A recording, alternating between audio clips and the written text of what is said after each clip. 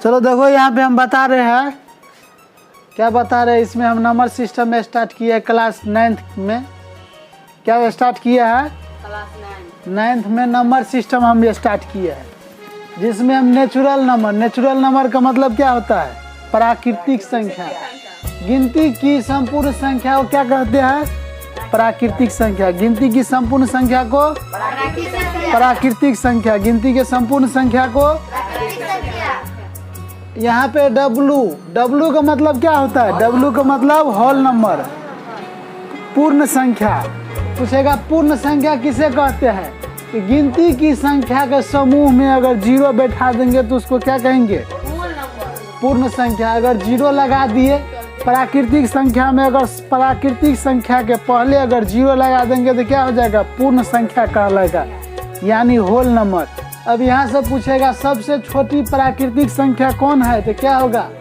1। सबसे छोटी पूर्ण संख्या क्या हो जाएगा?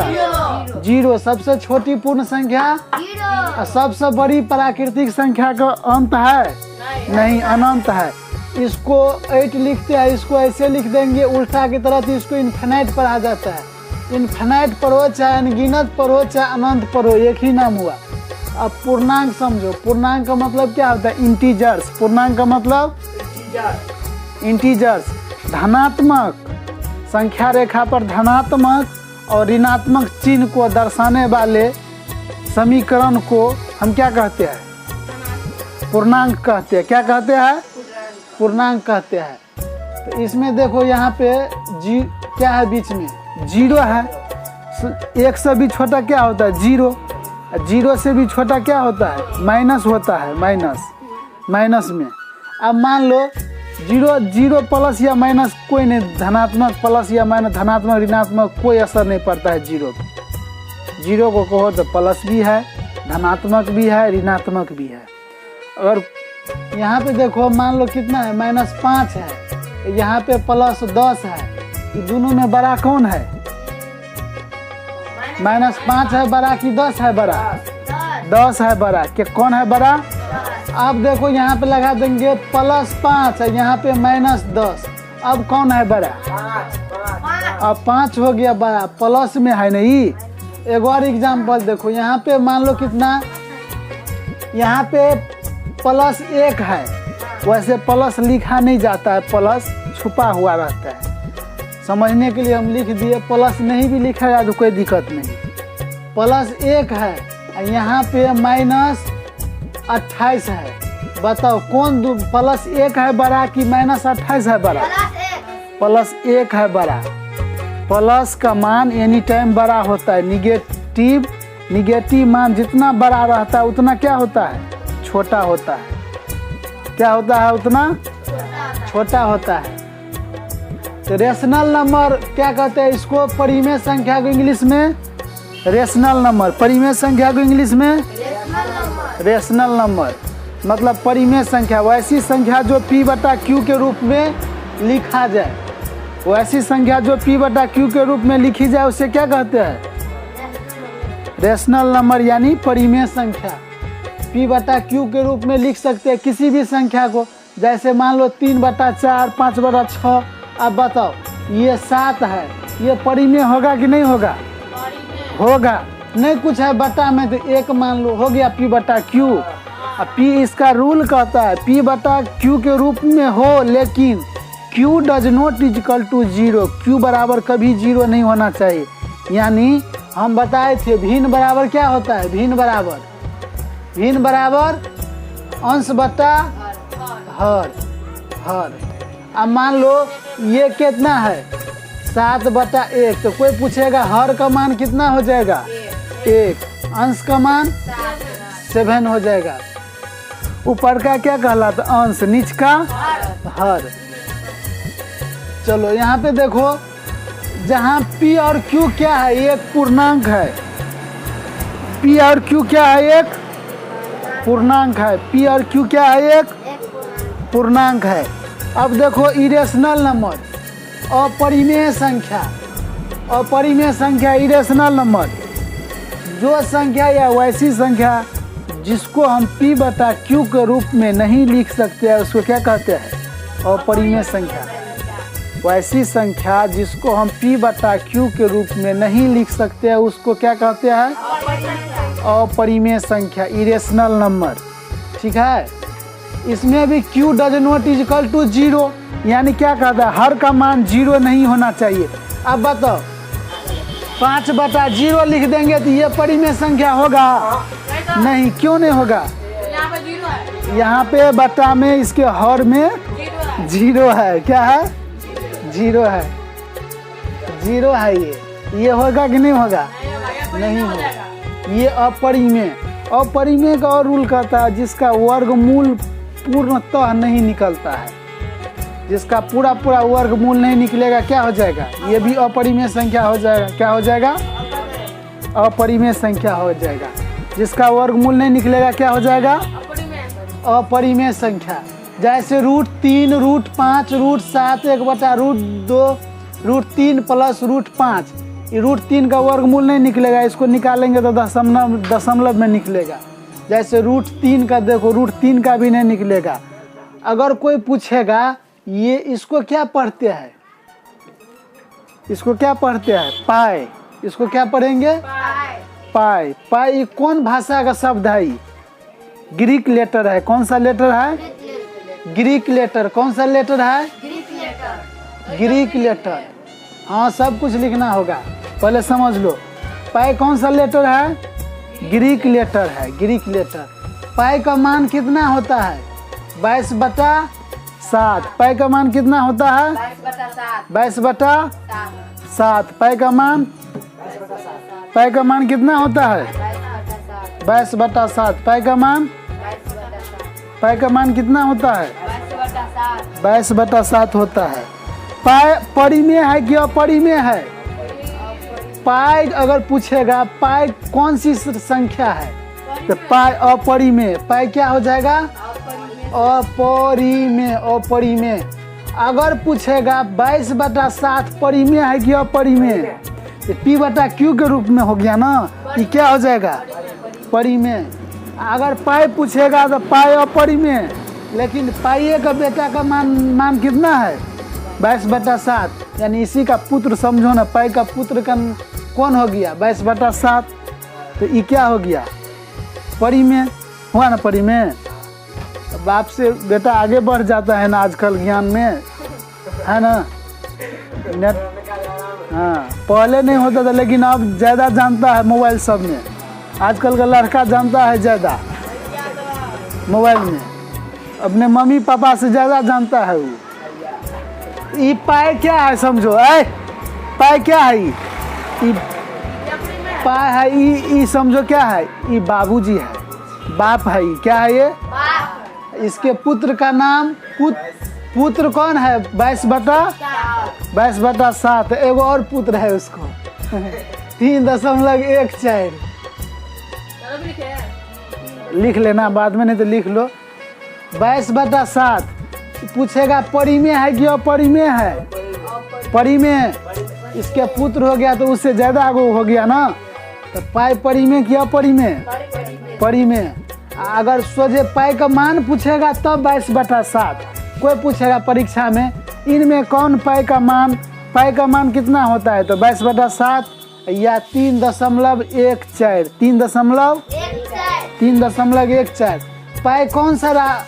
पाई क्या है? अपरिमेय संख्या। पाई क्या है? अपरिमेय संख्या। पाई का खोज कौन किया है? पाई का खोज आर्यभट्ट किया है। कौन किया है? आर्यभट्ट। पोस्टर नहीं है, बाहर में है पोस्टर, उसमें पोस्टर पे लिखा है, फोटो इस पे दिया हुआ है आर्यभट्ट का। ठीक है, 0 का भी खोज किया है, पाई का भी खोज किया है आर्यभट्ट महोदय ने, गणितज्ञ है ये। ठीक है, तो पाई क्या हो जाएगा? अपरिमेय संख्या। पाई का मान कितना होता है?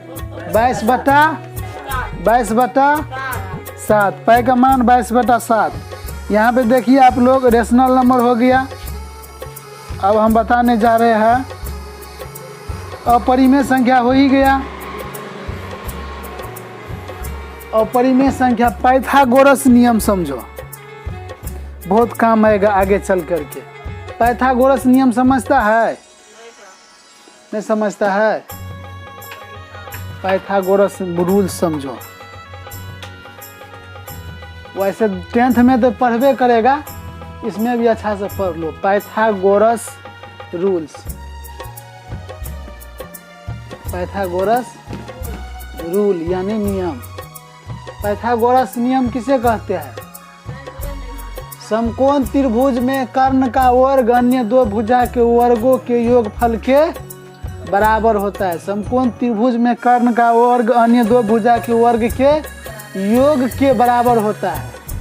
समकोण त्रिभुज में कितना डिग्री का कोण बनाता है?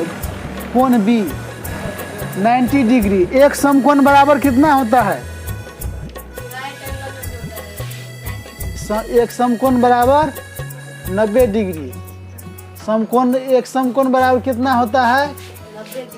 समकोण जब ये कहेगा तो समकोण का मतलब क्या होता है? 90। समकोण का मतलब 90 डिग्री। और समपूरक पूछेगा तो समपूरक मतलब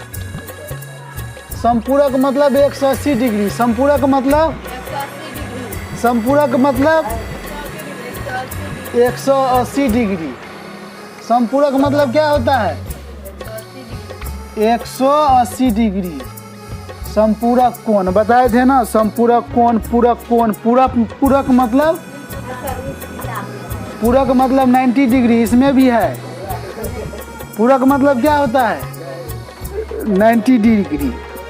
देखो समझो यहाँ पे पाइथागोरस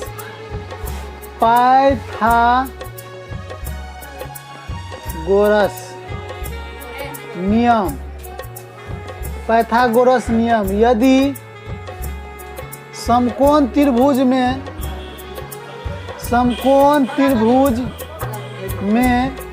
कर्ण का वर्ग अन्य दो भुजा के वर्गों के योगफल के बराबर होता है। कर्ण का वर्ग अन्य दो भुजाओं के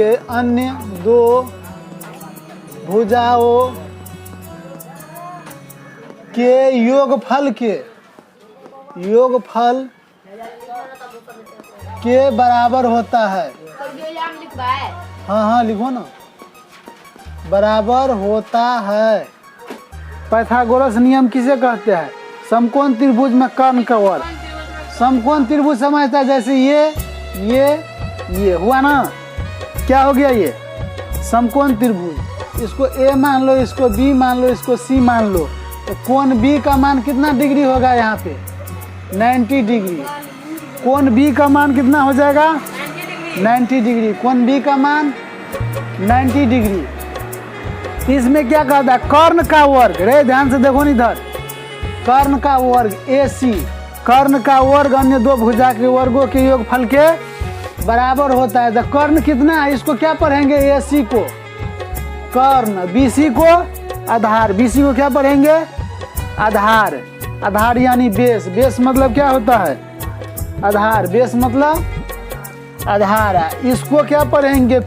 P मतलब परपेंडिकुलर। परपेंडिकुलर मतलब क्या होता है? बताओ। परपेंडिकुलर मतलब लंब होता है। परपेंडिकुलर मतलब लंब। P का मतलब लंब, B का मतलब आधार, H का मतलब कर्ण। H का मतलब क्या होता है? कर्ण होता है। H का मतलब कर्ण होता है। यहाँ पे हम लिख सकते हैं AC स्क्वायर बराबर AB square plus BC square. या AC का मतलब क्या हुआ? H का होल स्क्वायर बराबर P square plus B square. यानी कर्ण का होल स्क्वायर बराबर लंब स्क्वायर प्लस आधार स्क्वायर। कर्ण का होल स्क्वायर बराबर क्या हो जाएगा? लंब स्क्वायर प्लस आधार स्क्वायर। H का मतलब क्या होता है? कर्ण। समकोण त्रिभुज में सबसे बड़ा भुजा कौन सा होता है? बताओ। समकोण त्रिभुज में सबसे बड़ा भुजा कर्ण होता है। सबसे बड़ा भुजा यही नहीं रे, कर्ण है नहीं। सबसे बड़ा भुजा कौन है? कर्ण है। कर्ण को इंग्लिश में क्या कहते हैं? हाइपोटेनस। कर्ण को इंग्लिश में हाइपोटेनस। H स्क्वायर बराबर P square plus B square. या एच का मान निकालना है तो root under P square plus B square, यानी एच बराबर ये फॉर्मूला एगो निकल गया तुमको, एच बराबर P square plus B square. अब देखो यहाँ पे अगर पूछेगा पी स्क्वायर बराबर तो H square minus B square, P बराबर क्या हो जाएगा under root H square minus B square, दूसरा सब फॉर्मूला हो गया। जब इसमें एच और बी दिया रहेगा, कॉर्न और बी दिया रहेगा तो लंब निकालने का सूत्र है ये क्या चीज़ का फॉर्मूला है। जब इसमें देखो पहला में देखो दूसरा में देखो, पहला में जब लंब और आधार दिया रहेगा, सवाल में क्या चीज़ दिया रहेगा लंब और आधार दिया रहेगा, कहेगा कर्ण निकालो तो क्या करेगा कर्ण निकालने का सूत्र है ये। जब आधार और लंब दिया रहेगा तो जब कर्ण और आधार दिया रहेगा, जब सवाल में क्या दिया रहेगा कर्ण और आधार दिया रहेगा तो लंब निकालने का सूत्र क्या होता है under root H square minus B square. इस सब पे सवाल है, फिक्स रहता है। इस बार मैट्रिक का स्टूडेंट सब एग्जाम दे के आएगा, उसका क्वेश्चन देखना, एक सवाल फिक्स रहेगा इस पे, हमेशा हर जगह है। त्रिकोणमिति में जाके पढ़ेगा, त्रिकोणोमेट्री, ठीक है, 10th में जाएगा त्रिकोणमिति में पढ़ेगा, ठीक है। एक और देखो बी का मतलब क्या होता है, बी का मतलब फार्मूला जब तक कंप्लीट नहीं होगा, थ्योरी नहीं समझेगा तो डायरेक्ट चैप्टर में कैसे घुस जाएंगे, चैप्टर में सवाल समझ में नहीं आएगा। इसीलिए फार्मूला हम पहले बताते हैं, फार्मूला को तोड़ के बताते हैं, अच्छा से बताते हैं, ध्यान से देखेगा तब ना सवाल। ताला खोलने के लिए चाबी बहुत सारा, कहाँ पे ये एच स्क्वायर बराबर पी स्क्वायर, कौन है सी, ये ए सी स्क्वायर, ए सी स्क्वायर गलत लिखा है, देख ए सी स्क्वायर कौन ये एच है तो नहीं देखती है, कोस्ट है, कोस्ट है, छोटी कोस्ट है, दिमाग नहीं लगाती है। सी है, ये कोस्ट है, छोटी कोस्ट है ये। बी बराबर क्या हो जाएगा under root H square minus P square, B बराबर under root H square minus P square, B बराबर अंडर रूट,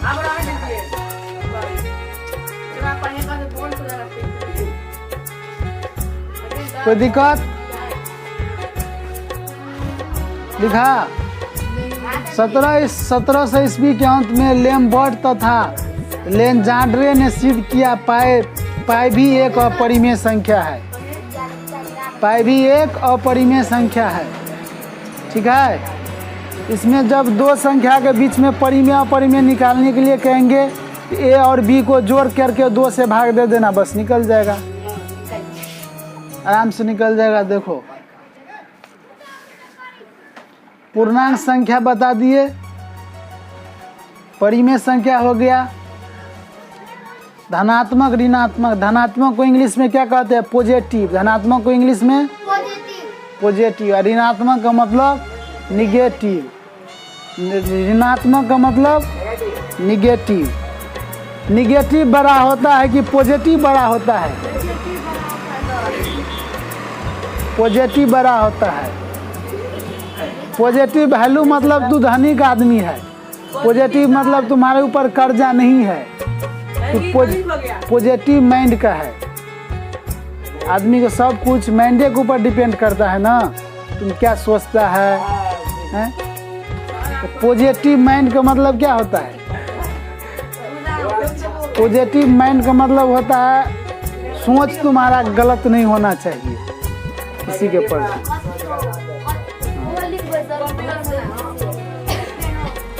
सब कुछ उतार लो। बैच स्टार्ट हुआ है ना? हुआ है कि नहीं हुआ है? स्टार्ट हुआ है। वास्तविक संख्या, जब बोलते रहते हैं तो ध्यान से सुनती नहीं है। वास्तविक संख्या रियल नंबर, परिमेय और अपरिमेय संख्या के सम्मिलित रूप को क्या कहते हैं? वास्तविक संख्या। परिमेय और अपरिमेय संख्या के सम्मिलित रूप को वास्तविक संख्या। परिमेय और अपरिमेय संख्या के सम्मिलित रूप को क्या कहते हैं? वास्तविक संख्या कहते हैं, रियल नंबर। और रुको, अभी रियल नंबर को क्या लिखते हैं? आर लिखते हैं। रियल नंबर को आर लिखते हैं। यहाँ पे देखो यन, आराम से लिखो, आर यन लिखो, N N Z Q R, N Z Q R. R का मतलब रेशनल नंबर, सी नहीं है, दूसरा चीज है ये, सबसेट इसको पढ़ा जाता है, इसको सबसेट पढ़ा जाता है, उपसमूह पढ़ा जाता है उसको। रुको अभी, सबसेट या उपसमूह। यन का मतलब नेचुरल नंबर, जेड का मतलब पूर्णांक संख्या, क्यू का मतलब क्या होता है? क्यू का मतलब क्यू का पूर्ण संख्या के रूप में उसको व्यक्त कर सकते हैं। आर का मतलब रेशनल नंबर, रेशनल नंबर का मतलब परिमेय होता है, लेकिन यहाँ पे आर का मतलब रियल नंबर हो जाएगा। रियल नंबर, रियल नंबर मतलब परिमेय संख्या।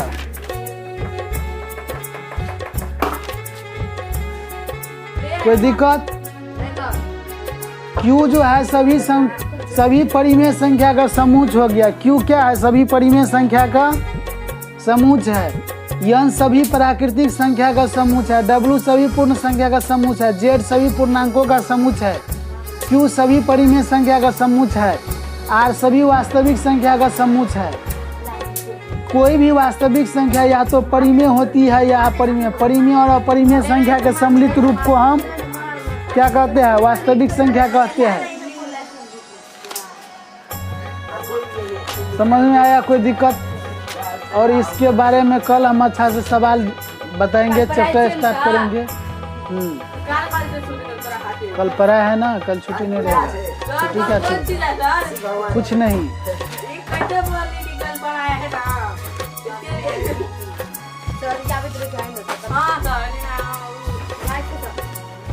चलो रहने दो, जाओ।